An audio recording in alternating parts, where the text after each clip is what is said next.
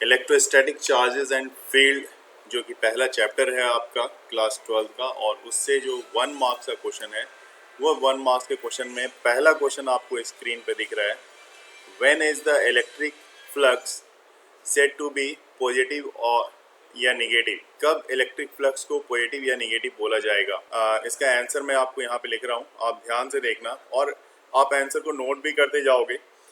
सवाल है कि when electric flux is said to be positive, तो सबसे पहले मैं इलेक्ट्रिक फ्लक्स पॉजिटिव कब होगा इसके बारे में बता देता हूँ। Electric flux is said to be positive when the electric field lines are coming out of the Gaussian surface. तो फर्स्ट का जो आंसर है when the electric field lines are coming out of the Gaussian surface due to the electric charge. और second का जो हमारे पास इसका answer होगा उसके बारे में आपको बता दूं। क्वेश्चन है कि निगेटिव कब होती है इलेक्ट्रिक फील्ड, इलेक्ट्रिक फ्लक्स जो है वो निगेटिव कब होती है। तो यहाँ पे इसके बारे में भी मैं शॉर्ट में लिख देता हूँ। It will be negative when electric field lines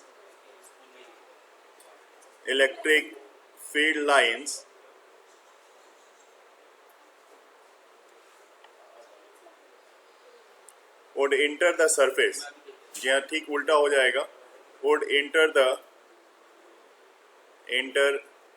the surface,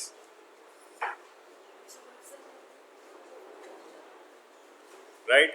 मतलब ड्यू टू निगेटिव चार्ज, जैसे कि यहाँ पे हमारे पास था ड्यू टू, यहाँ पे इसमें क्या होगा, इसके लिए ड्यू टू निगेटिव चार्ज, यहाँ पे कंसीडर कर देता हूँ ये निगेटिव चार्ज के कारण होगा, और ये जो रहा होगा ड्यू टू पॉजिटिव चार्ज के कारण, यहाँ पे पॉजिटिव चार्ज होगा ड्यू टू पॉजिटिव चार्ज, ठीक है। उसी तरह से सेकंड क्वेश्चन को आप देखोगे, यहाँ पे सेकंड क्वेश्चन स्क्रीन पे आपके पास है, देखिए ड्रॉ करने के लिए बोला गया है ना। क्या ड्रॉ करना है आपको, देख लो।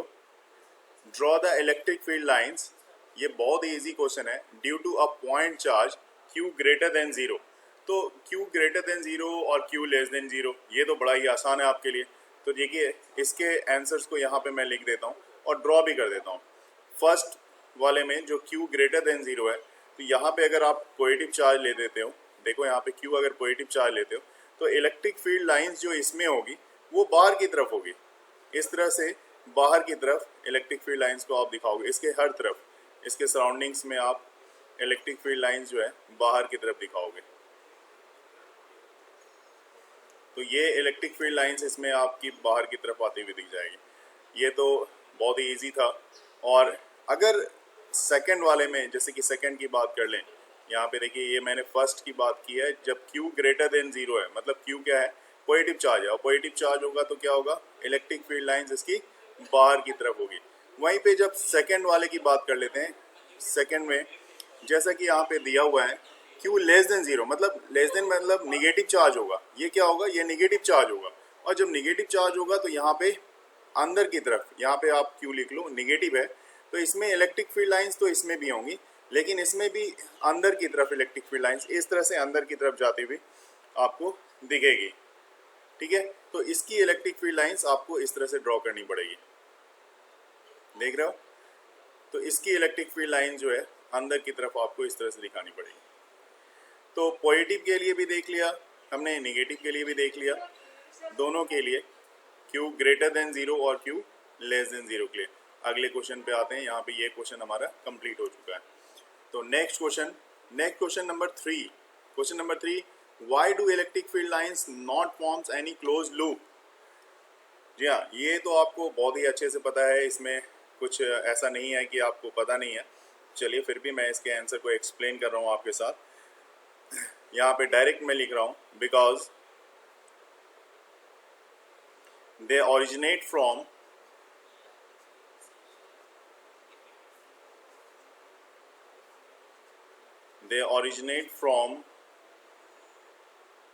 positive charge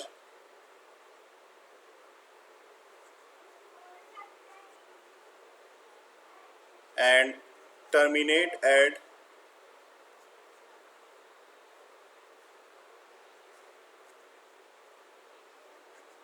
negative charge।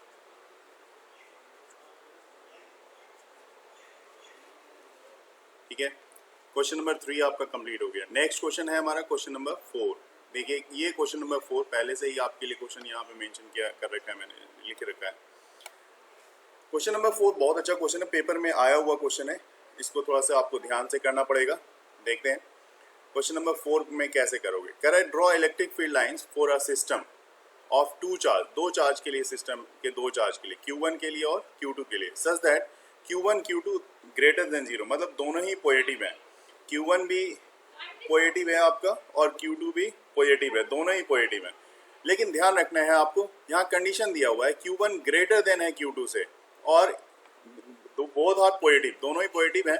तो Q1 ग्रेटर देन है Q2 से, तो अगर Q1 ग्रेटर है Q2 से तो ऑब्वियस सी बात है, जो आप देखो यहाँ पे मैं जो चीज़ दिखाना चाह रहा हूँ आप समझना। यहाँ पे मैं एक स्ट्रेट लाइन इसके बीच में ड्रॉ करने की कोशिश करूँगा। देखो ये एक स्ट्रेट लाइन यहाँ पे मैं ड्रॉ करने की कोशिश करूँगा, और ये स्ट्रेट लाइन क्या बताएगा, ये स्ट्रेट लाइन बताएगा कि जो इलेक्ट्रिक फील्ड लाइंस हैं इसकी जो है कंपैरेटिवली ज़्यादा स्ट्रॉन्ग है, क्योंकि इसने ज़्यादा स्पेस यहाँ पे ले रखा है, और इसकी इलेक्ट्रिक फील्ड लाइंस जो है इसके रिस्पेक्ट में थोड़ी वीक है, क्योंकि क्वेश्चन में दिया हुआ है Q1 ग्रेटर देन Q2। अगर मतलब चार्ज Q1 ज़्यादा बड़ा है, Q1 ज़्यादा बड़ा है तो इसकी फील्ड लाइंस ज़्यादा स्ट्रॉन्ग होगी, किसके रिस्पेक्ट में, Q2 के रिस्पेक्ट में।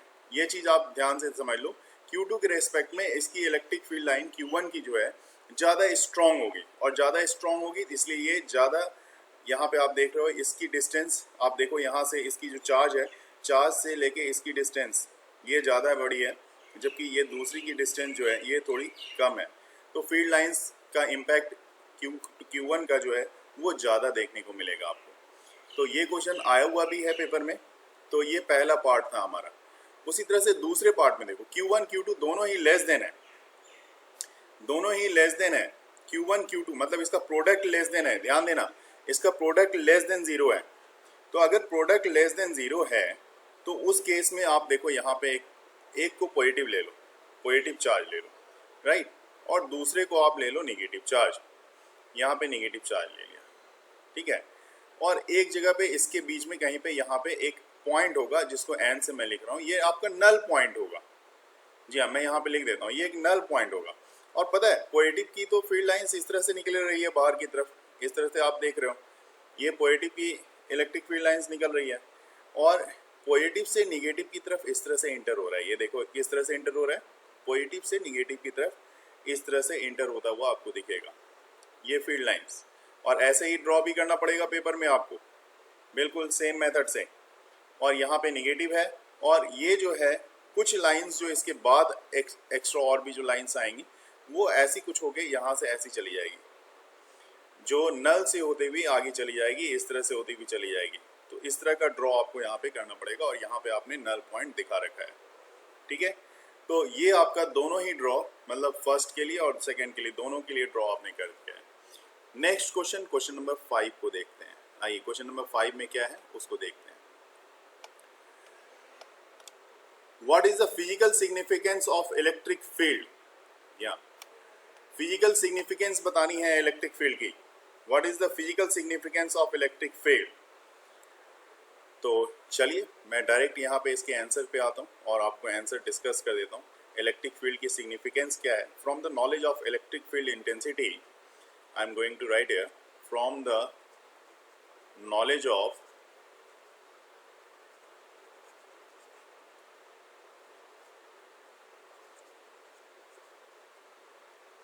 Electric field intensity at any point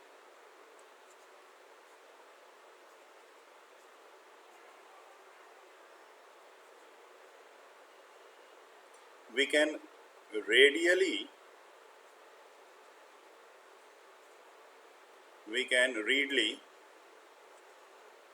calculate the magnitude and direction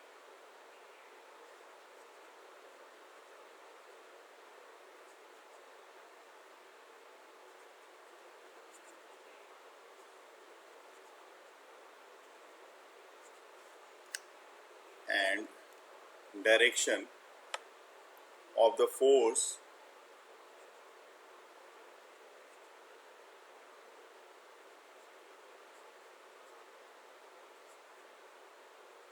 experience by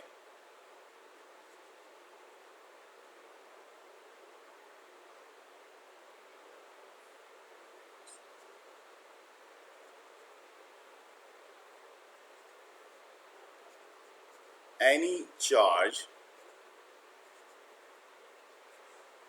Q naught placed at that point.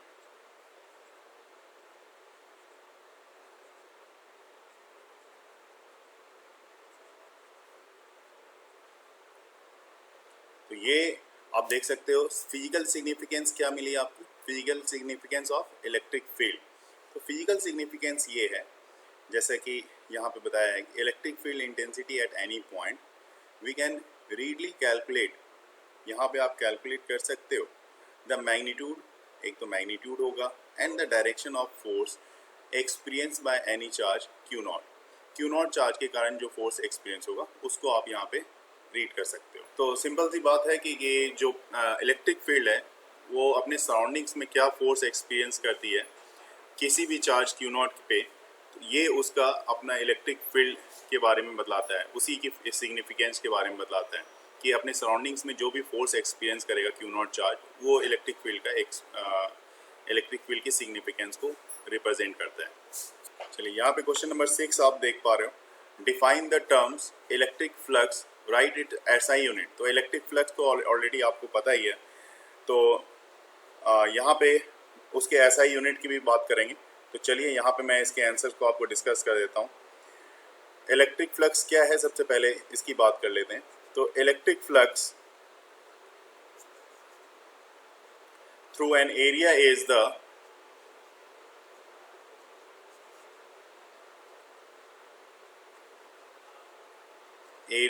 The product of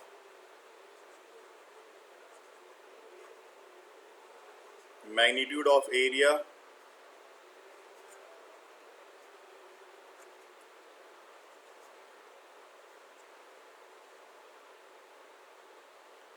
and the component of electric field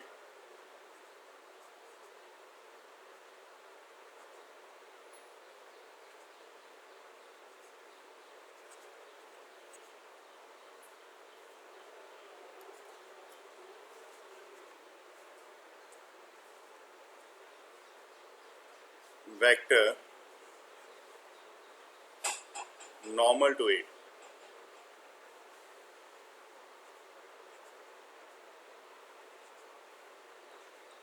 So it is represented as, since it is electric flux, so it is represented as phi E, and this is delta S is the small elementary surface area, and the component of electric field is E cos theta, and you can write like this, E dot delta S, like this. Next question, question number 7.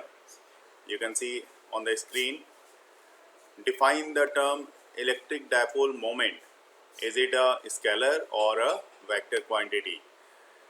So, you know, moment, the product of, I am writing here about the question number 7, the product of magnitude, the product of magnitude, yeah, of one of the point charge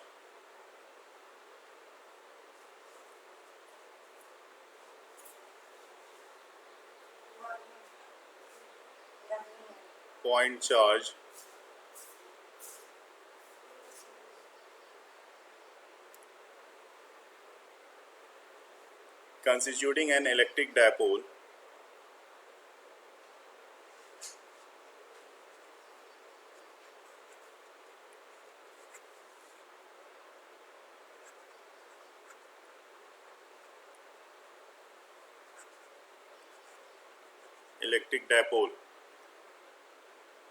and the separation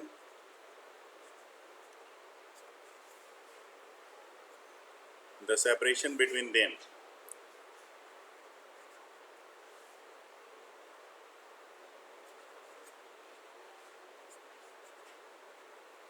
So you can write like this: P equal to one charge, this is the absolute value of charge, and the separation, if you consider the separation between them is 2L, then electric dipole moment is represented as P, and it is the product of Q into 2L, which is a vector quantity. This one, electric dipole moment, it is a vector quantity, because in question here is asking that is it a scalar or a vector. So obviously it is a vector quantity since it has a direction. This is question number 8. What does Q1 plus Q2 equal to 0, Q1 plus Q2 equal to 0 signify? मतलब इस दोनों का सम क्या बतलाता है? देखो, अगर आप यहाँ पे देखोगे Q1 plus Q2 equal to 0 अगर है, दैट मीन्स अगर ये 0 है, that means Q1 equal to minus Q2. ठीक है, therefore Q1 and Q2 are two charges of electric dipole. मतलब एक अगर आपका पॉजिटिव मिल रहा है तो दूसरा आपको क्या मिल रहा है? निगेटिव मिल रहा है ना. तो एक पॉजिटिव चार्ज है, यहाँ से क्लियर होता है कि एक पॉजिटिव चार्ज है तो दूसरा क्या है? सेम अमाउंट का निगेटिव चार्ज है. तो यहाँ पे आप लिख सकते हो Q1 and Q2 are two charges of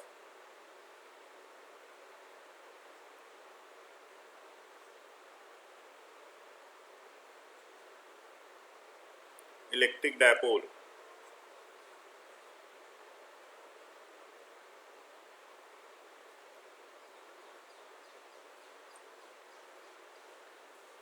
right. Next question आपके स्क्रीन पे है, what is an ideal dipole. ये क्वेश्चन आया हुआ भी है पेपर में, what is an ideal dipole. तो इसके बारे में भी आपको बस एक दो लाइन में आपको लिखना है.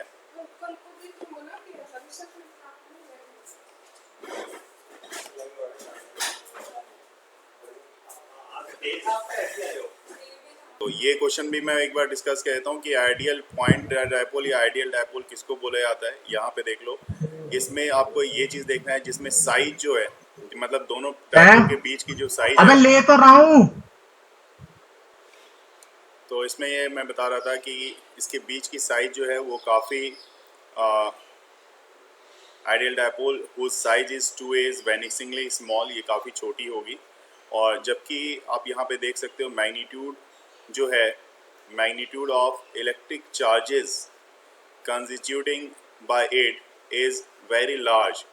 चार्ज जो है उसकी मैग्नीट्यूड जो है सब बहुत ही ज़्यादा बड़ी होगी, और उसके बीच का गैप अगर काफ़ी छोटा होता है तो इस तरह के जो डायपोल होंगे उसको आप आइडियल या फिर पॉइंट डायपोल आप कह सकते हो. एक लास्ट क्वेश्चन यहाँ पे मैं क्वेश्चन नंबर 10 आपके साथ डिस्कस कर देता हूँ. देखिए, ये आपको पता है what is the value of E axial और ई इक्वेटोरियल. ई एक्सियल और ई इक्वेटोरियल के बीच की जो वैल्यू है वो क्या होती है, तो उसका फॉर्मूला आपको अच्छे से पता है, तो वो मैं आपको बता देता हूँ. ई एक्सियल अपॉन ई इक्वेटोरियल के लिए उसके मॉड में मैंने यहाँ पे डाल दिया है, और ये फार्मूला आपको पता है 2kp/r³ होता है. 2kp/r³ upon kp/r³. तो ये जो है यहाँ से जब ये कैंसिल होगा तो आपके पास सिर्फ 2/1 रहेगा. तो इसकी रेशियो जो होती है वो 2:1 की होती है. फिर अगली क्लास में और भी इसको मैं कंटिन्यू करके आगे मैं बताऊँगा. चलिए, थैंक यू.